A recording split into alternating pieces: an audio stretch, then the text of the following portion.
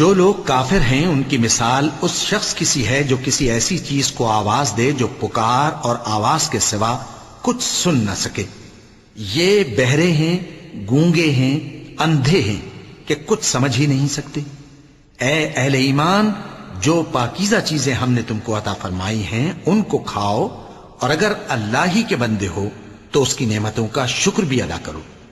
اس نے تو تم پر بس مرا ہوا جانور اور لہو اور سور کا گوشت اور جس چیز پر اللہ کے سوا کسی اور کا نام پکارا جائے حرام کر دیا ہے۔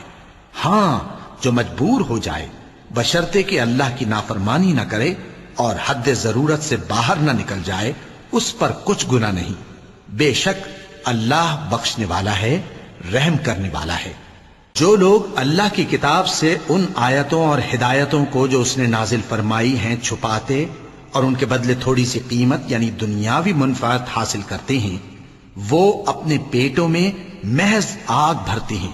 ایسے لوگوں سے اللہ قیامت کے دن نہ کلام کرے گا اور نہ ان کو گناہوں سے پاک کرے گا، اور ان کے لیے دکھ دینے والا عذاب ہے۔ یہ وہ لوگ ہیں جنہوں نے ہدایت چھوڑ کر گمراہی اور بخشش چھوڑ کر عذاب خرید لیا۔